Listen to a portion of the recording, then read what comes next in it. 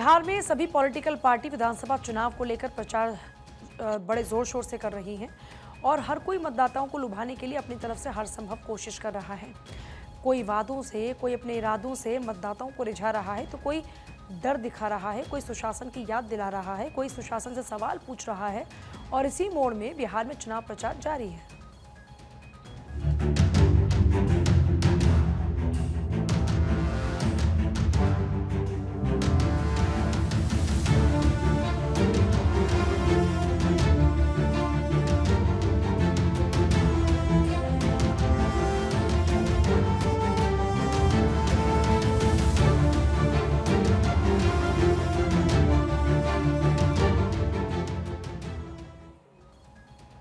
चुनावी चक्रव्यूह के बीच जनता को अपने पाले में लाने की कवायद हर नेता की तरफ से की जा रही है।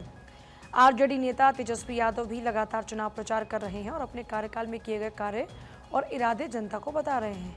नई नई घोषणाएं भी कर रहे हैं।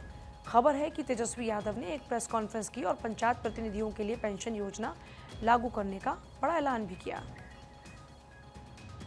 त्रिस्तरीय पंचायत प्रतिनिधियों एवं ग्राम कचहरी प्रतिनिधियों का मानदेय भत्ता दुगुना किया जाएगा। हमारी सरकार बनने पर, महागठबंधन की सरकार बनने पर पूर्व पंचायत एवं ग्राम कचहरी प्रतिनिधियों को पेंशन राशि देने की शुरुआत की जाएगी। कई राज्यों में पेंशन है देने का, लेकिन बिहार में नहीं है। इतना ही तेजस्वी यादव ने मेहनतकश लोगों जैसे कुम्हार, लोहार, बढ़ई जैसे तबके के जो लोग हैं उनको साथ लाने के लिए 5 लाख तक ब्याज मुक्त आर्थिक मदद देने की घोषणा कर डाली, जिस पर केंद्रीय मंत्री जीतन राम मांझी ने पलटवार किया। इतना संस्था, इतना बेईमानी दिमाग में है जनता को बरगलाने का, तो इसको क्या कहा जाएगा। अब रही बात कि बिहार की जनता क्या सोचती है, मैं सोचता हूं कि बिहार की जनता इतना कमजोर नहीं है, इतना इन लोगों में बुद्धिमत्ता है और राजनीतिक चेतना है कि इन लोगों के बहकावे में लोग नहीं आएगा। इसलिए भी कि ये लोग 2005 के पहले इनके पिताश्री का जो कार्यकाल है खूब देखा है। आज ये कह रहे हैं कि भाई कोई इंडस्ट्री नहीं लगा, आज कोई कहते हैं कि नियोजन नहीं। इनके माताश्री या पिताश्री 15 साल रहे तो क्या किए थे। जबकि कटिहार में तेजस्वी यादव ने एक रैली को संबोधित किया तो कहा कि जब हम लालू यादव और राबड़ी देवी के साथ नेतृत्व में सत्ता में थे, तब आरएसएस की हिम्मत नहीं हुई कि बिहार में आकर बवाल मचाए। हमने कभी घुटने नहीं टेके। भाजपा को अगर किसी ने बिहार में जगह देने का काम किया तो वो नीतीश कुमार जी ने दिया। आरएसएस को अगर किसी ने बिहार में जमीन पर लाने का काम किया तो नीतीश कुमार जी ने करने का काम किया।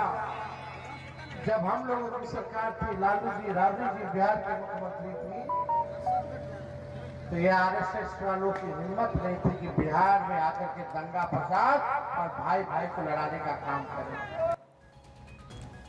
इन सभी आरोप प्रत्यारोप के बीच यूपी के डिप्टी सीएम केशव प्रसाद मौर्य ने आरजेडी नेता, बिहार के पूर्व डिप्टी सीएम तेजस्वी यादव पर निशाना साधा और तेजस्वी के हर घर में सरकारी नौकरी दिए जाने के दावे का जिक्र करते हुए उन्होंने कहा कि नौकरी के बदले जमीन योजना के तहत तेजस्वी यादव के मुताबिक उनकी सरकार बनने पर हर एक घर से अगर एक व्यक्ति को सरकारी नौकरी दी जाएगी तब तो पूरे बिहार की सारी जमीन पर बैनामा उनके परिवार का हो जाएगा।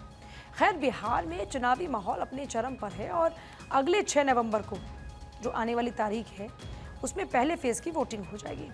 ऐसे में हर सियासी दल एक दूसरे के खिलाफ आरोप प्रत्यारोप लगातार जनता के बीच सियासी बढ़त बनाने की कोशिश करने की जो तस्वीरें हैं वो सामने आती हैं। देखना यह है कि जनता इस बार बिहार में आखिर मौका देती किसे है।